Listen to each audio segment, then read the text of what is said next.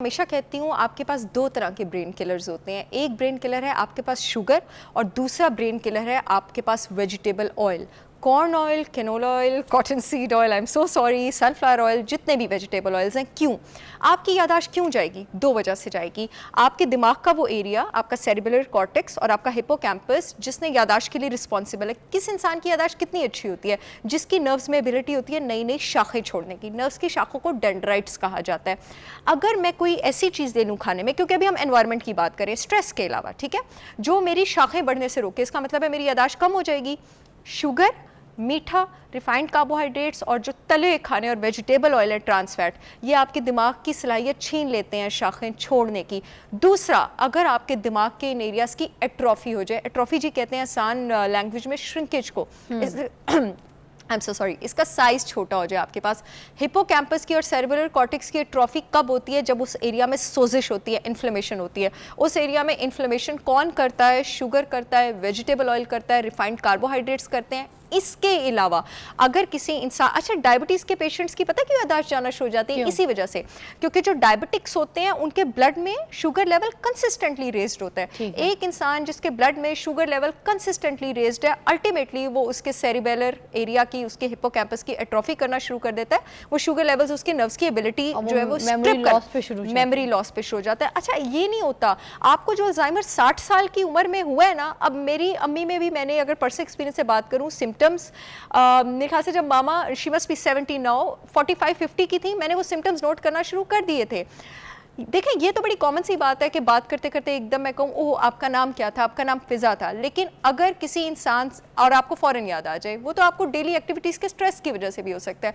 लेकिन अगर for example आपको अपने घर का रास्ता भूल गया, मैं आपको सिम्टम्स बता रही हूँ अर्ली डिमेंशिया के, अपने ही कॉलोनी में आपको अपने घर का रास्ता भूल गए, अपने घर का रास्ता बहुत ज़्यादा भूलना शुरू हो गया, या एक ऑफिस का कॉलीग जिससे आप रोज़ मिलती हैं लेकिन अब आपको उसका नाम याद नहीं आ रहा और वो आपके दिमाग से बिल्कुल वॉश हो गया है, इस तरह के सिम्टम्स बहुत फ्रीक्वेंटली हो रहे हैं। फॉर एग्जाम्पल, आपको पता है कि आप अपनी गाड़ी की चाबी एक सर्टन एरिया में हैंग करते हैं, लेकिन अब आपको बिल्कुल याद नहीं आता कि आप अपनी गाड़ी की चाबी कहाँ पर हैंग कर रहे हैं। और एक और अल्जाइमर्स का बहुत अर्ली सिम्टम मैं आपको बताऊँ, आपको लफ्ज़ बनाने में मुश्किल होती है।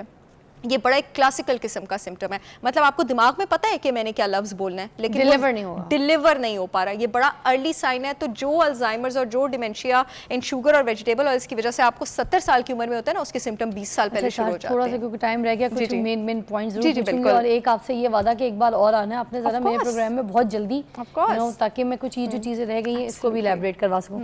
तेल कौन सा इस्तेमाल कर सकते हैं? किस क्या पत्तों का कोई तेल ऐसा कोई जिसमें हम खाने वाने पकाएं तो ठीक है? प्लीज अगेन ऑर्गेनिक काऊ देसी घी इस्तेमाल करें, ठीक है। फ्राई भी अगर आपने करना है, जिस चीज में आप सेफली फ्राई कर सकते हैं वो देसी घी है। फिर अब उसके बाद अगेन आपका वेंडर अच्छा होना चाहिए। अच्छा। आपका वेंडर ईमानदार, अगर आपका वेंडर ईमानदार है आपका घी बोलेगा, ठीक है। दूसरी चीज, आपके पास सौते करने के लिए नारियल, आई एम सो सॉरी सारी चीजें महंगी है, सौते करने के लिए नारियल का तेल सबसे ज्यादा बेस्ट है। और उसके अलावा जो आपके पास के लिए थोड़ा दूसरे लफ्ज़, सौते यानी हल्का सा आपने तवे पे ऐसे ऐसे ना पकाना हो, तो उसके लिए आपके पास नारियल का तेल सबसे ज्यादा बेस्ट है।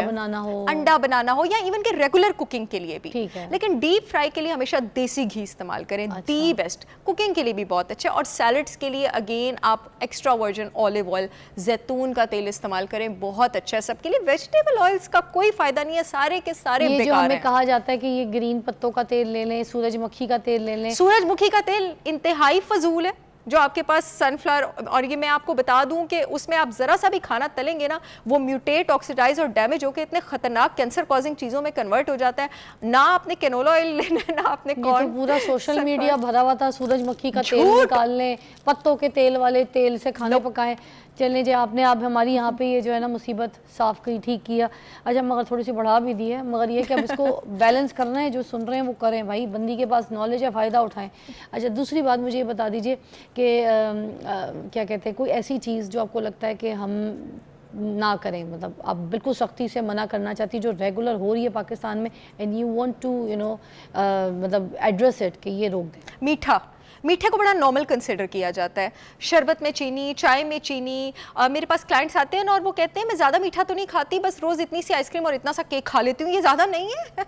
मतलब आपको मैं बता दूँ, आपका जो ब्लड है वो एक टाइम पर 1 टीस्पून से ऊपर शुगर बर्दाश्त नहीं कर सकता। डेली का ब्लड बर्दाश्त नहीं कर सकता, उससे ऊपर वो उसके लिए एबनॉर्मल है। अच्छा, वो टीस्पून ऑफ शुगर भी आप जितना खाना खाते हैं उसमें ऑलरेडी कुदरती तौर पे शामिल होती है, आप जो भी एक्स्ट्रा ले रहे हैं वो आपके जिस्म को, व्हाटएवर, फल में तो भी आपके पास शामिल है। इसलिए मैं कहती हूँ डेली 1 फ्रूट सर्विंग से ऊपर ना लें, डेली 1 फ्रूट सर्विंग से ऊपर इज़ नॉट हेल्दी। और दूसरी चीज़, फ्रुक्टेरियन होना भी हेल्दी नहीं है। फ्रुक्टेरियन होने का मतलब है कि आपकी डाइट में सिर्फ फल शामिल है और कुछ शामिल नहीं है। It is also not healthy. ठीक है, आपने शुगर माइनस करवाई है, माइनस बस ये कर लें। थैंक यू सो मच सहर, बहुत अच्छा लगा आपसे मिलके। और अगेन आपकी अम्मी जो हैं, अल्लाह ताला उनको सेहत ज़िंदगी दे और आपको जल्दी से ये खुशियाँ मिलें कि आप अपनी अम्मी के साथ सेहतियाब अच्छी लाइफ जो है उनकी देख सकें।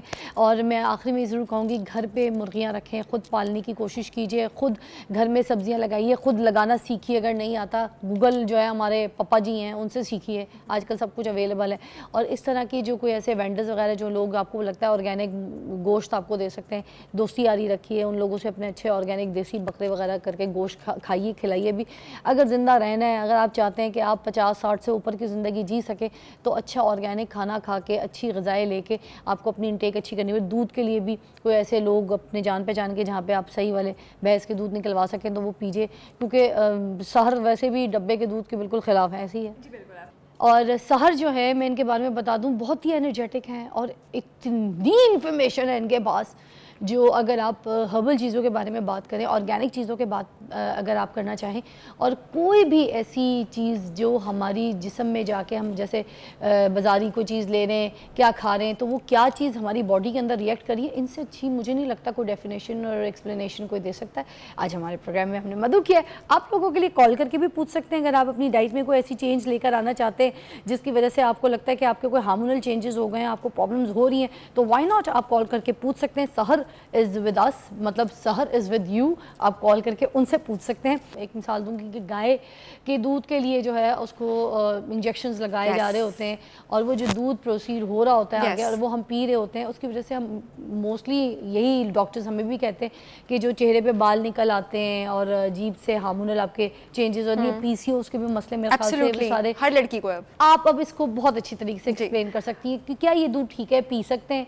अच्छा, बहुत ही ज़बरदस्त टॉपिक है ये। इसकी थोड़ी सी साइंस से स्टार्ट करते हैं कि इंजेक्शन किस चीज़ का लग रहा है। 2 तरह के प्रॉब्लम्स हैं जो जानवरों को फीड दी जा रही है। एक प्रॉब्लम है इंजेक्शन और दूसरा प्रॉब्लम है आपके पास जो उनको फीडिंग दी जा रही है।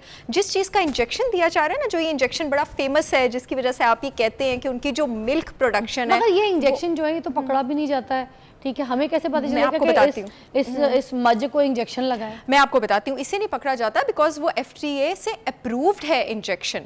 बट ज़रूरी नहीं है कि, बहुत बड़ी बात करने लगी हो, जो हर चीज़ FDA से अप्रूव्ड है वो आपकी सेहत के लिए अच्छी हो। जो इंजेक्शन लगाया जा रहा है that is RBGH, bovine growth factor, growth hormone. और R किस चीज़ से स्टैंड करता है? R स्टैंड करता है रिकॉम्बिनेंट से। रिकॉम्बिनेंट का क्या मतलब होता है आसान लैंग्वेज में बताती हूँ, वो चीज़ जिसको मॉडिफाई किया गया, जेनेटिकली इंजीनियरिंग, मेडिसिन और इंजीनियरिंग की टेक्निक मिला के ग्रोथ हार्मोन को मॉडिफाई करके एक बोवाइन ग्रोथ हार्मोन क्रिएट किया जाता है। ग्रोथ हार्मोन तो कोई लेमैन भी समझ लेगा ना, यानी मेरे जिस्म में ग्रोथ करने के लिए रिस्पॉन्सिबल है, मेरे जिस्म में भी, जानवर के जिस्म में भी, उसको मॉडिफाई करके इंजेक्ट किया जाता है। क्यों? अब जिस इंजीनियरिंग टेक्नोलॉजी से, मेडिकल इंजीनियरिंग टेक्नोलॉजी से इस ग्रोथ हार्मोन को मॉडिफाई किया जाता है, जब गाय भैंस को लगाया जाता है तो ये उसके दूध की प्रोडक्शन 30% तक बढ़ा सकती है, तो क्यों नहीं? लेकिन जब ये उसके दूध, यानी क्यों नहीं, मैं आपको वेंडर की सोच बता रही हूँ जिसने दूध बेचना है, ठीक है। लेकिन जब आप ये इंजेक्शन उसको लगाते हैं तो 30% जब दूध की प्रोडक्शन इंक्रीज होती है, उसके साथ साथ इन्फेक्शंस के चांसेस भी इंक्रीज होते हैं। अच्छा, ये ग्रोथ हार्मोन जो है इंसान के जिस्म में भी, और मैं कुछ रिसर्च भी लाई हूँ अभी मैं बताऊंगी, इंसान के जिस्म में भी और जानवर के जिस्म में भी एक ही तरीके से एक्ट करता है। इस ग्रोथ हार्मोन ने जिगर में जाके एक और हार्मोन को इनिशिएट करना होता है जो होता है IGF-1, इंसुलिन ग्रोथ फैक्टर 1। अब ये इंसुलिन ग्रोथ फैक्टर 1 अगर ज़रूरत से ज़्यादा बढ़ जाए फिजा, तो ये क्या करता है, इसका कैंसरस पोटेंशियल होता है। अच्छा। अगर ये ज़रूरत से ज़्यादा बढ़ जाए।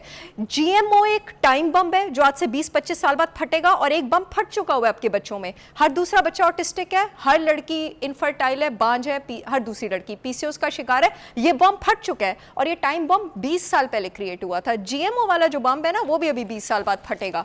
शहर क्या ऐसा किया है हमने ऐसा क्या किया है जो इतनी प्रॉब्लम्स हम फेस कर रहे हैं अपने बच्चों में। हमने गॉड मेड चीजें छोड़ के ना मैन मेड चीजों को बहुत ज्यादा अपना लिया। अब होता क्या है कि आपके पास ये रिसर्च की गई है, ये मैं नहीं कहती, ये ऑथेंटिक रिसर्च कहती है कि जब गाय को ये वाला इंजेक्शन दिया जाता है तो उसका इंसुलिन लाइक ग्रोथ फैक्टर 10% तक 10% सॉरी 10% नहीं 10% तक आपके पास इंक्रीज करता है। जब वो इंसान लेता है, इंसान का बच्चा लेता है, छोटा या बड़ा, वो कितने परसेंट तक इंक्रीज करता है, इस पर अभी रिसर्च नहीं आई। ये आज का टॉपिक बहुत सेंसिटिव था, वैसे भी जाहिर है मैं रोज पढ़ती रहती हूँ, लेकिन आज मैं खासकर पूरी रात इसको पढ़ के आई हूँ। दूसरी चीज, जब ये वाला फैक्टर गाय को दिया जाता है उसमें इन्फेक्शंस के चांसेस बढ़ते हैं। अदरवाइज भी जब गाय को ब्रीड किया जा रहा होता है उसमें इन्फेक्शन के चांसेस होते हैं, उसको डेली बेसिस पे कुछ एंटीबायोटिक्स की ज़रूरत होती है।